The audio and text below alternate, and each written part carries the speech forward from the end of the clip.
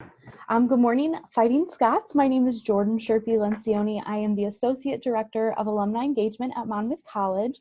I want to welcome everybody this morning and thank you for joining us for our Scott self-care event titled Wellness in the Holidays. We're very excited to have you all join with us today. Before we begin, just a few housekeeping items. Today's event is live on Facebook and will also be recorded and then posted on the Monmouth College website later on this week. Our panelist, Patrick, from the class of 2014, is going to lead us through some tips and tricks that are going to help get us through this holiday season. Participants that are logged into Zoom, we will give you the opportunity to turn your screen and your video and unmute yourself throughout this event. So if you have any questions, feel free. If you're not comfortable, that's okay. Just go ahead and put those questions in the comments. For those on Facebook, we will be monitoring the comments, so say hello, ask any questions, and we'll get those read to Patrick live as well. For the best viewing experience on Zoom, make sure that you are in speaker mode. That way you can see Patrick, you can see his slides and everything of those sorts. Now, a little bit about our presenter today. Patrick Thompson, class of 2014, is the head personal trainer and exercise physiologist at Anytime Fitness in Peoria, Illinois. While at Anytime Fitness, Patrick strives to ensure individuals are receiving some of the best coaching services in the greater Peoria area. Aside from Anytime Fitness, Patrick has had the opportunity to train, learn, and compete along some of the best coaches within the Midwest. Patrick, I'm going to turn the floor over to you. All right. Well, thank you very much for having me and thinking of me to do this presentation. With this, I know it's more so about wellness and tips through the holidays. I took the approach with this today is to kind of teach the people that are listening things that they can do to get them through the holidays if they're looking to eat a little healthier, stay exercising, just an overall feel better. But I want these tips to be able to be taken with you, not after the holidays. So hopefully you'll learn some things today, and I think you will. And it's a lot of the stuff you can apply to other areas of your life as well. So if I'm good to get started here, Jordan, I'll go ahead and get started. Okay. Yeah, absolutely. Share this.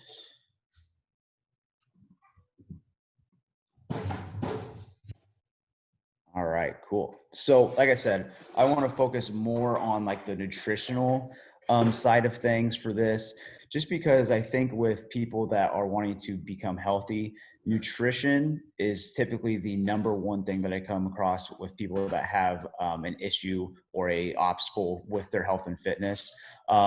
Honestly, the exercise, that is probably the easiest.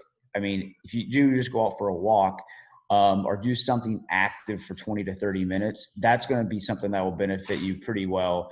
But the nutritional side of things, people tend to take the all or nothing approach. And I don't want people to think that. I want people to do small steps, small actions. So then that way, when they're doing their exercise and their nutrition, they are making small steps for big changes. So we're looking more for the long haul here.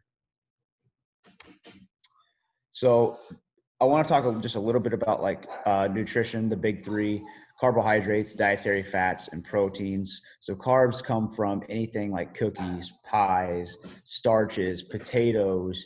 It's typically the stuff that really isn't quote unquote good for you.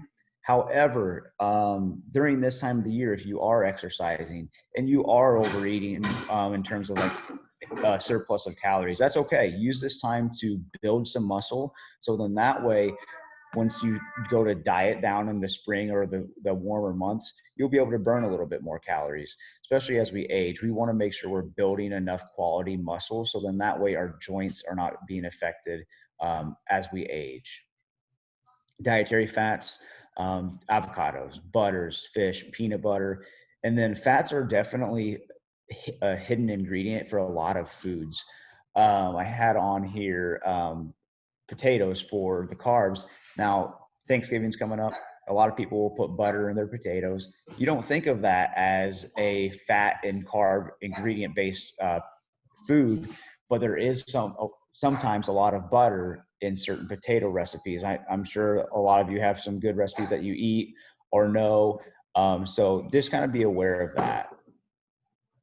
Then the last one of the big three macronutrient is protein. So anything that is a meat, fish, roast, chicken, ham, turkey, you name it. There's some proteins in lentils, which are beans as well. But proteins typically comes from animal meat. And then with each macronutrient, carbs, fats, or proteins, they have a calorie per gram. So carbohydrates, they have 4 calories per gram. So if you have 10 calories or 10 grams, you're going to have 40 calories of carbohydrates. Dietary fiber, that also has 4 calories per gram. Dietary fiber you will probably see on certain fiber bars, like Fiber One. That's one type of bar that I use to eat because it has good carbs in there, which is primarily fiber. It also has a little bit of protein. So that's a good source of complex carbohydrates and fibers that I typically will have throughout my weeks. Other examples are peas, beans, anything that are whole grains, and then vegetables. Not all of them, but certain vegetables. Dietary fiber does not affect your blood sugar levels. So if you are somebody that has had diabetes or have diabetes or know someone that has, they're always encouraging a high fiber diet. And the reason for that is because it helps limit the body fat storage. Oh, excuse me. For your body, and it helps you keep your blood sugars down. Dietary fats, that's 9 calories per gram. So the more fats you have in your diet, the more calories you're going to consume. So again, if you consume 10 grams of dietary fats, you're consuming 90 calories. And then proteins, which we'll talk about here a little bit more in a minute, 4 calories per gram, which is the same as carbohydrates. So again, 10 grams of protein, that's 40 calories, just for an example. All right, alcohols. I see Jennifer has wine on as one of her pictures, so she'll probably get a kick out of this one. So alcohol, there's 7 calories per gram if you consume alcohol. So distilled spirits, vodka, rum, whiskey, gin, they only contain alcohol. So they do have 0 carbohydrates in them. I'm trying to change something up here. So if you're trying to lower your carbs or limit your carbohydrate intake, vodka is an optimal choice for you. And then one thing that I've experienced a lot of feedback from people that I train is that people who typically consume alcohol, whether it's a couple times a week, every few days, whatever it might be, it reduces the ability for your body to burn fat. So if you consume alcohol, they're empty calories, and your body has to process those calories before it can do anything else with any other foods that you come in. It's quote unquote a toxin for the body. So there's no nutritional value. Not saying that it's bad by any means. I definitely have my beers here and there. But if you're trying to limit fat or burn fat, watch the alcohol calories in your diet.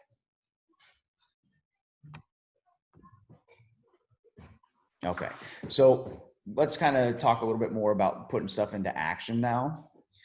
So practical recommendations for weight loss comes from a combination of nutrition, cardiovascular exercise, and resistance training. Now, if you're looking to lose weight, you have to be in a caloric deficit.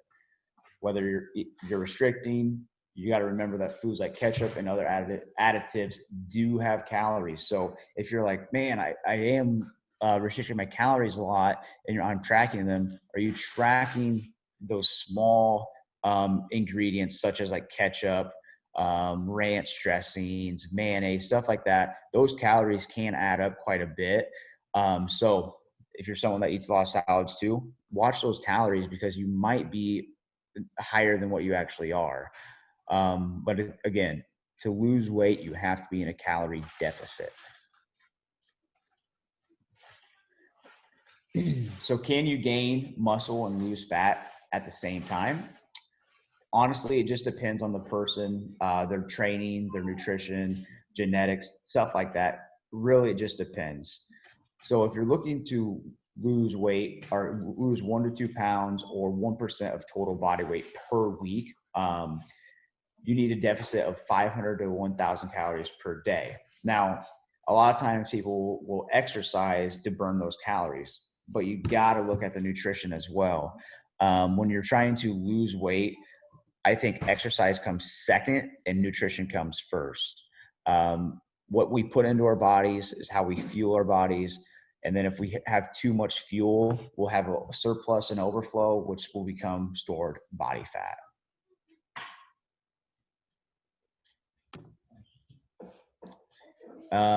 So when we are in a calorie restriction, we want to make sure that we're increasing protein during the calorie restriction. So go back to the protein sources: chicken, turkey, ham, fish, protein powders, protein bars, stuff like that. Those are sources of food that you could consume to increase your protein intake during a calorie restriction. So it's recommended to maintain or increase daily protein intake of 1.5 to 2.0 grams or kilograms of body weight, which I'll show this an example in a second. And emphasize resistance training as this combination may attenuate or prevent the loss of fat-free mass and resting metabolic rate. So the more muscle you have, the more calories you're going to burn, which has the potential to have less body fat or a lower body weight. Now, it's encouraged to maintain a food log as well, for the primary purpose of helping self-identify areas for improvement. Now, if you're doing a diet or you're trying to lose weight, gain weight, whatever it is, having that food log isn't just so you're tracking all your calories, it's just to know where you're at. Part of exercise and wellness and nutrition is just self-awareness of everything that you're doing. So having some sort of diary or journal will be really beneficial. So then that way, if something's not going in the right direction, you can go back and look at your history and have those statistics and see how you can almost change up some things. And then again, one may not realize that they snack on a soft drink and cookie every afternoon until they actually log it. Sometimes, just like the ketchup and the mayo example, if you're putting it on, you don't really think you're having extra calories, but really you are. Typically a normal ketchup will have around 60 to 70 calories per serving. So I'm a big fan of ketchup. I love ketchup. I always try to get the natural, that it's usually 20 calories per serving. But if you just kind of get the general ketchup that isn't lower in sugars or it's not natural, those calories can add up quite a bit. So let's get into a little bit of an example for you. So increasing protein during calorie restrictions, 1.5 to 2 grams per kilogram. So for example, I'm going to take my body weight, 215 pounds, divide that by 2.2046. That gives us 97.5 kilograms.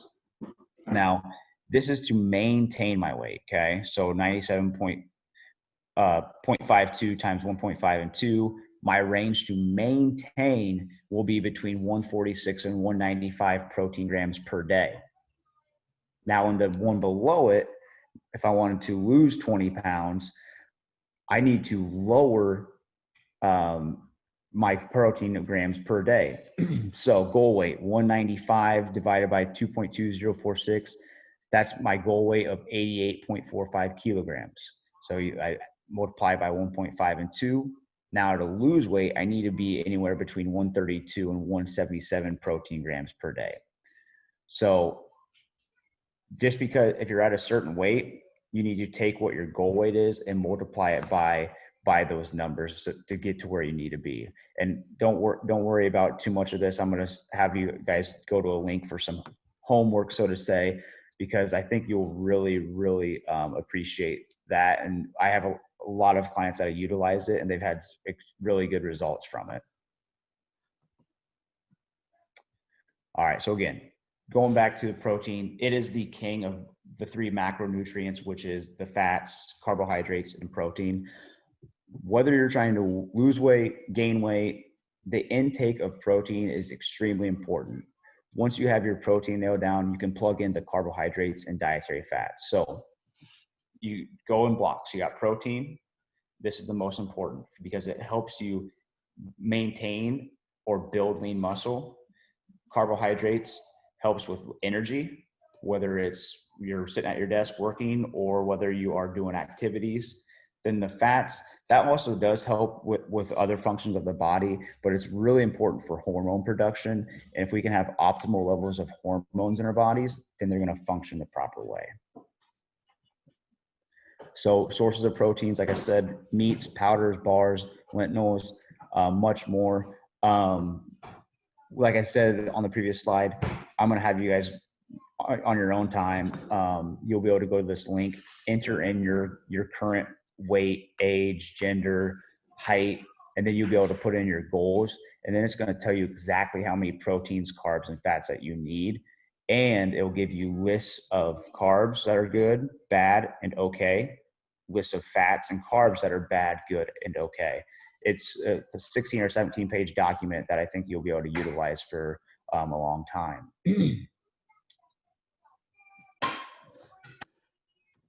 There we go. So that was a little bit more of the sciencey type stuff behind the nutrition. But the next 3 slides are going to be more so about moving forward. So moving forward, part 1. As a coach, we learn as we go and practice. The same applies to exercise and nutrition. The more you practice, the more you learn. So I've been doing exercising and eating healthy. I wouldn't say I eat perfect by any means because I don't, but I make good choices throughout my weeks, which over the long term compounds into good results. But as I go through the last 10 years of my training, I've learned and picked up stuff as I've gone along. I just don't learn this overnight. So as a person who doesn't do this for a living, but you still are like, man, I want to lose 10 pounds by June or something like that. Just start doing little things. The more you do these little things and the more you practice, you're going to learn much more as you go along. You won't only learn more about the actual nutrition, but you'll learn more about yourself and how you can better yourself, or if there's things that you need to fix. So with that, show up and do something. One thing per day is very, very important. Even if you are like, okay, I had one really good meal at breakfast, my lunch and dinners weren't too bad. That's okay. You did want something good. You showed up and did that one thing good. Now, just don't let that compound down the road into multiple days and weeks. With that precision nutrition link, there's also a certification involved, and that's one that I've been working on over the last month or so. And it's a really good certification, not just for learning about nutrition, but learning to coach people. So I'm going to use some of the stuff from what I've learned to help you guys as well. One of their key topics was to use outcome-based decision-making. What are you doing now? What is it you're doing? And how has that been working? So basically what you're doing is you're stopping, you're gathering information, then creating a plan of action from that information. Like I said at the very beginning, a lot of people try to do everything at one time. When we typically do everything at one time, it leads to failure in one or more aspects. There's a lot of things I know I've tried to do in my life that I've tried to do, and I'll do one thing really well, then 2 things will be okay. But if you hyper focus on something, then you'll get better at it. So don't do everything at once. Just do something, but make sure that you're going doing something each day. And then, like I said, this can apply to many areas in our lives. It's not just nutrition. Another key topic from the precision nutrition: deep health matters. So feeling and functioning well in all aspects. So I'll want to use this example. Looking like J-Lo from the Super Bowl halftime show may be desirable for most women, but is it what truly makes you happy? Think about the process that she has to go through day in, day out to get to where she is, not just for her singing abilities, but her physical abilities too. I train and coach people for a living, and I don't have the time or ability to probably work out as much as someone like she does.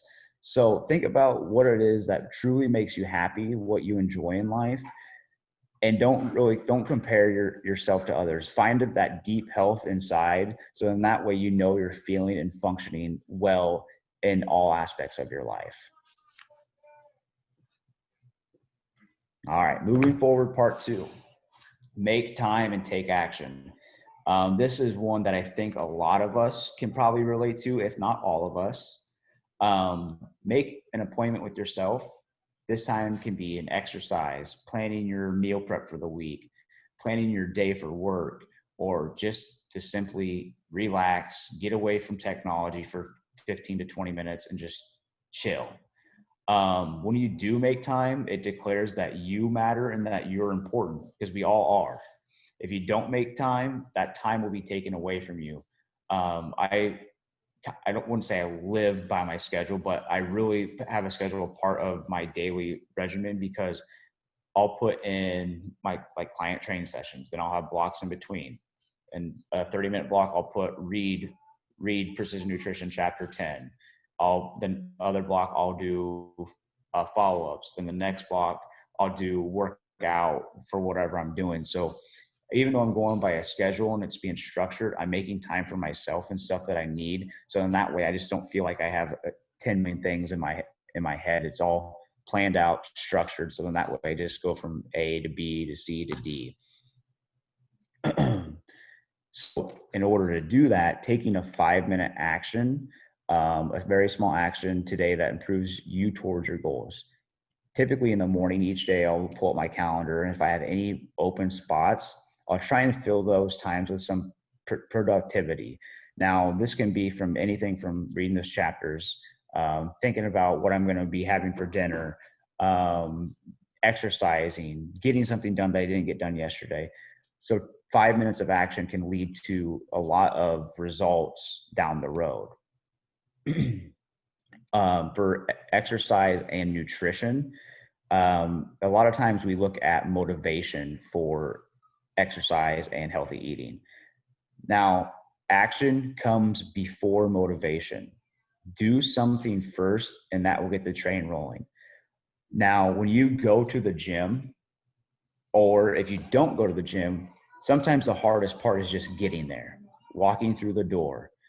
Once you get there and you're doing something for a couple minutes, take 5 minutes of action right there. You get on the treadmill for 5 minutes. You did something, your action. Now your mindset's changed now that you're inside the doors, and you're able to keep on moving with it. So if you're home for the holidays here for Thanksgiving, well, heck, we're all going to be home for the most part now. But with Thanksgiving and Christmas coming up, other holidays, if you wake up one morning, it's Christmas morning, you had a great dinner the night before on Christmas Eve, and you're just like, oh man, I just want to lay on the couch, watch the parade, eat my cinnamon rolls. Definitely do that. But then think about it for a minute and go outside for a walk. Take the dog for a walk. That action can really make a great change for the rest of your day ahead. And that one day will compound effect into the next day and then the following. So then that way you don't have to do this whole extravagant planning for a whole week or a month. You can just do one piece at a time. I kind of think about nutrition and exercise as Legos. When I was growing up, I had a lot of Legos and some pretty big, things to build, so to say. And you couldn't just build this big thing in one chunk. You had to go step by step. Sometimes those directions were really long. The steps were long, and it took a while. That's the same thing with nutrition. One small step at a time. Exercise one small step at a time. Over the long term, it will lead to success. And then, actions that are empowering, satisfying, and evidence. Actions are real. Motivations are just thoughts. All right. So you guys will, I believe, Jordan, correct me if I'm wrong, all of you will get this slides. I got to email it to her still. So you'll have these slides for you. You can read through them again. And then at the end, you'll be able to click on this precision nutrition calculator. Now I'm going to click on it really quick. So Precision Nutrition, it's a company that was created and founded and still ran by a couple masters and dietitians, doctors in nutrition, things like that.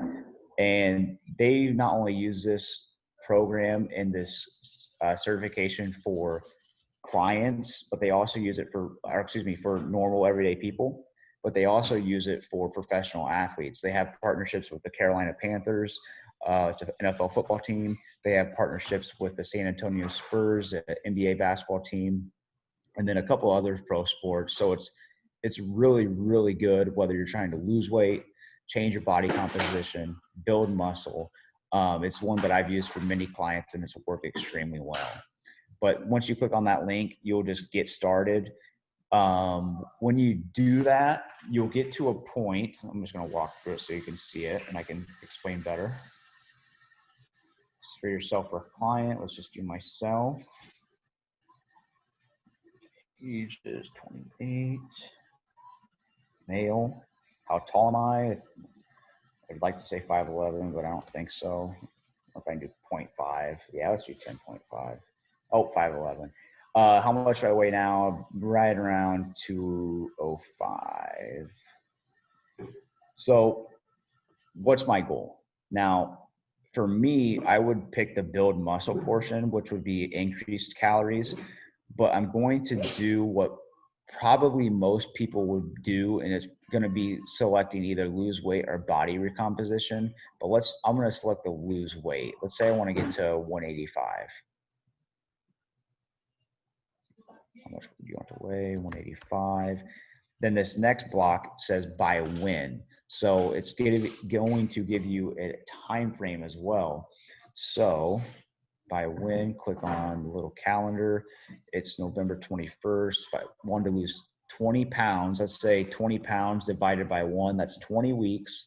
Let's take 20 pounds and divide by, let's call it 1.5. So 1.5 pounds per week, because everyone wants to get to their goal yesterday, right? So we'll do 1.5. So that's 13 weeks, which is a little over 2 months. So November, December, January, February. Let's just go to the end of February, the 27th. I'll click next. Then you have your preferred eating style, which is nice because a lot of people don't eat anything. Sometimes they're paleo, keto, vegan. So whatever it is that you choose to do, definitely pick that. I'm just going to go with anything. And then this one is where you can play around a little bit. So do you want to use the standard macronutrient ratios or customize? So this means you have 30% protein, 35% carbs, 35% fat. The higher your protein percent is, the harder it is going to be to meet that goal. So I would recommend anywhere from 30 to 40% of protein, probably 30 to start out if this is your first time kind of looking into something like this, just because it is harder to get protein in. It's not impossible, it's just more challenging, but that's why it's also the most important. Carbohydrates, I like to do that one about 40% for people. So I'm going to enter my own. So 30 for the protein, 40 for carbs, and 30 for fats. Because as long as you aren't diabetic, pre-diabetic, you can do the carbs a little bit higher, especially if you are somewhat active and you're eating those good complex carbohydrates. The lower your fat intake, the easier you're going to be able to burn body fat. You still need fat, but it's going to be easier for you to burn body fat. I think of bodybuilders, right? You picture a bodybuilder, big muscles, low body fat. When they're prepping for a competition, they're not really eating very many dietary fats. It's mainly proteins and carbs, lots of carbs, because those carbs give our bodies glycogen to fill our muscles.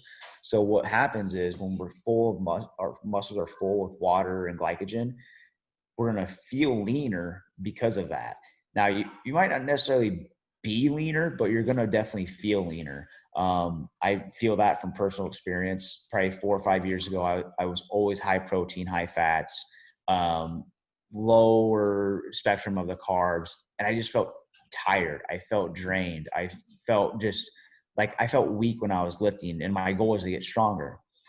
And I don't remember what it was. What I might have read something or I talked to somebody, but they were telling me like, dude, you got to eat carbs. You got to get this in. So I started doing that. And to this day, my workouts and my daily production is so much better. I think better, I see clearer, and I have more energy. So carbs are not bad. When people say, oh, you got to go low carb diet, hold on a hot sec. That's not true, always the case. So I'll click next.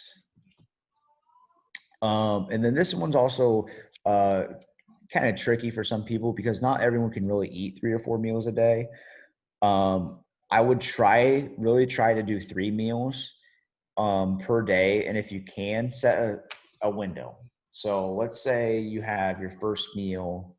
A lot of people are working from home right now. I don't know if all of you are or not. But let's say your first meal is at 8 a.m. And then set a window to eat no longer than a 10-hour window. So 8 a.m. to 6 p.m. would be your 10-hour window. The reason for that window is because you're able to control your blood sugar levels. Now, whenever you can consume carbs, even the good ones, you do have an insulin response. And what we're doing is we're controlling that insulin response. So then that way we don't store body fat as easy. When you have that 10-hour window, you're fasting for 14 hours in essence. So, and half a part of that you're sleeping, so you won't even notice it. So right when you wake up, try not to eat something right away. Give your body some time to adjust, your brain and your hormones to gather to themselves. So then that way, when you're getting through your morning, you're kind of retraining your body to function better, honestly. 3, I said. Next. Describe how active I am. I am not a construction worker. I'm usually moderate. And then for my weekly workouts, I work out 3 to 4 hours per week. Yeah, 3 to 4, about moderate. And then that's another thing. You don't have to work out every day to get results. You can work out 3 days, 3 days a week and still see really good results. So to lose weight, to maintain my current weight, 3,462 calories. To lose weight, I need 2,569 calories per day. A lot of people, whenever I have them do this, they're like, holy smokes, that's a lot of calories. Kind of is in essence because you're eating good foods, which you need more good foods in order to get to those calories.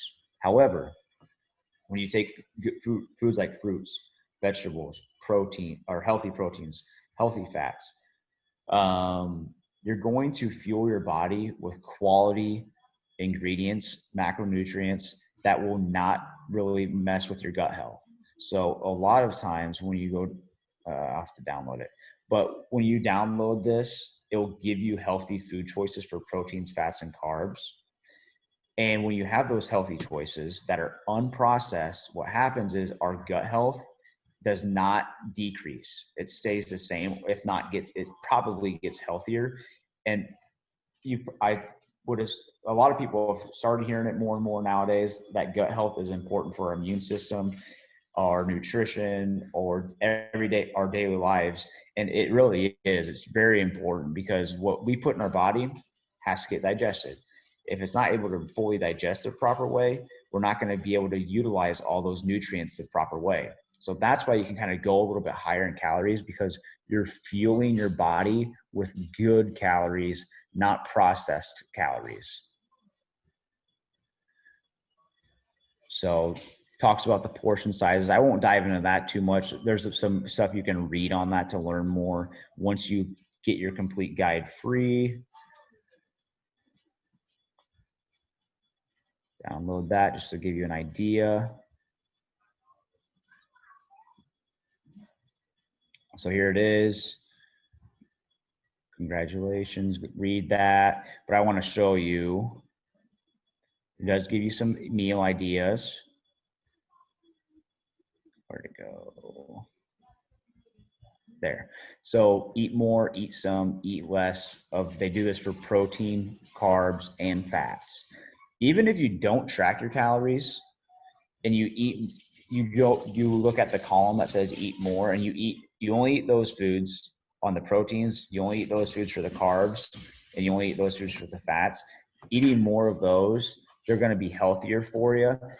And you might not even have to track your calories because you're going to be fuller, feel more satisfied whenever you consume the eat more column, because they're very healthy for you. Let's go back to this guy. Oh, and then vegetables at the bottom here. If you aren't losing as much weight or fat as you would like, it does give you some ways to make adjustments on this. All right. And then last but not least, run from the bear. I like this quote because you do not have to be the fastest. You just have to run faster, it should say, than the slowest person. AKA, you don't need to be perfect. So that's my spiel for wellness and health and nutrition to get not just through the holidays, but beyond that. I want you guys to be able to take this with you after 2020. So I am open to questions. Awesome. Thank you, Patrick. And You're for welcome. all of those who are watching both on Facebook and here on the Zoom session today, if you registered for the Zoom event, we will send out that link in our thank you email. If you are on our Facebook Live right now, just shoot an email over to alumni@monmouthcollege.edu, and we can get you all of those tools that Patrick just went over. But are there any questions? If you're on Facebook, put them in the comments. If you're on the Zoom session, feel free to click unmute and ask, or you can just put your questions in the chat as well. So we'll wait a few minutes to see any questions coming in. Can you hear me? Yes, we can hear you. Yeah, I'm John Luthner. Welcome, John. What about, is this good for old people, or if you had like cancer a couple times? Are you asking about what I spoke about? Yeah. So I can't necessarily say that it would be good for someone that has had a pre-existing health condition, just because I'm not licensed to do so. Yeah. However, a recommendation, I would say, with the healthy nutrition that I explained about, and then the precision nutrition link, that's just all that's just going to be based off of healthy macronutrients and foods to put into your body each day. And that usually applies for most individuals. Now, if your doctor says, hey, John, you need to make sure you're being under this many carbs per day, because I do know with cancer, you got to watch some of the carbohydrate intake. You got to be below these number of carbs per day, then listen to him. Don't listen to the precision nutrition document, because every person is going to be unique in their own ways. This is a broad spectrum, but it does apply to all individuals in one fashion or another, but it's not a one size fits all by any means. Good. Thanks. You bet. You're a graduate of Monmouth, right? Yes, sir. Yep. 2014. Right. What was I, 20? 19. Jeez, I forgot. 1971. Holy miracle. I forgot about it. Some great question, John. Yeah. Are there any other questions from anybody who's on the Zoom call, or if you're on our Facebook Live, please feel free to just put those questions in the chat, and then we'll get them asked to Patrick. Hey, this is Jen. Can you hear me? Yes. Yep. First of all, I just want to say that I hosted our wine event, Sipping with the Scots, on Wednesday, so hence my picture. But I do enjoy wine from time to time. So one of my questions, I've read a lot about intermittent fasting, and actually kind of followed a program for a while. How do you feel about tightening those windows? You know, I think they were recommending an 8-hour. So it was kind of noon to 8. So it was a struggle a little bit for me to make it to noon, but you could do it. But it, is there any negatives, any positives about tightening that window? So I'm a big fan of the intermittent fasting. I've actually started doing that when I was at Monmouth, my sophomore or junior year, one of the two. And I've stuck with it ever since. Now I've changed my windows up due to having a child, due to work, stuff like that. Like I used to do it to where I didn't eat till 11 or 12. And then my last meal would be at like 7 or 8 o'clock in the evening. So kind of similar to what you were doing. That's kind of the general intermittent fasting guidelines. But if you, let's say if you wake up real early, you can bump that window to like 10 o'clock. And then you can have the last meal be at like 6 o'clock. So then that way you're not having to be like, oh my gosh, I cannot make it to 12 o'clock. You can, that's what's great about intermittent fasting is because it's interchangeable per individual. So if you're an early bird and you need to eat by 9 o'clock, eat at 9 o'clock. Just make that last meal earlier in the day versus later. Does that make sense?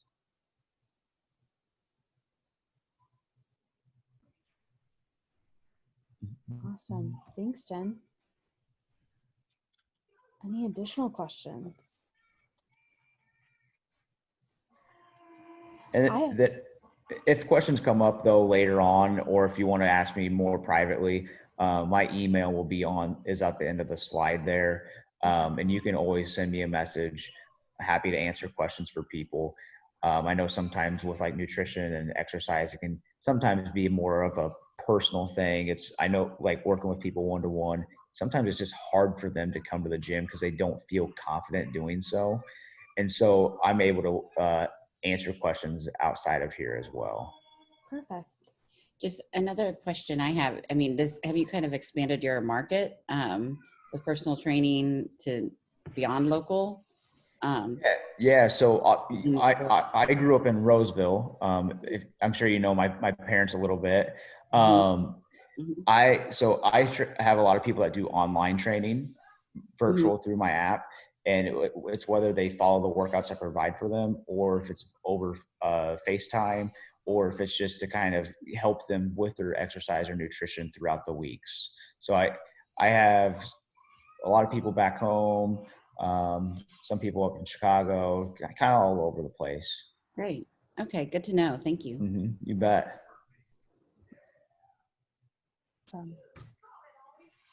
All right, so we'll go ahead and wrap up this morning. Just a general housekeeping, end of event housekeeping item. Our team is currently in the process of planning all of our spring events, so be on the lookout for that lineup in January. We do have 2 more events here at the end of 2020. So on December 8th, we'll have a tartan talk about career transitioning and staying positive. That will be with Nicholas Tucker, class of 72, and Emily Bouchard, class of 05. And then our last event for 2020 will be another Scots self-care event. That will be on December 16th, and it is on setting fitness goals for the New Year's with Katie Rees, class of 2016. So we hope everybody's able to join us for those 2 events as we wrap up this year. As you leave today's webinar, you will see a link pop up on your screen. It is just a brief survey. Let us know your thoughts on today's event and also any recommendations you have for future events and topics. Many thanks to Patrick for joining us this morning and giving us all this wonderful information. If anybody has any questions for Patrick or would like to receive that link for the Premier Nutrition that he showed us, just give us a shout out, alumni@monmouthcollege.edu, and we will be able to get that out to everybody. So thank you so much. Enjoy the rest of your weekend. Stay healthy and have a great rest of the year. Thank you. Bye, everyone. See ya.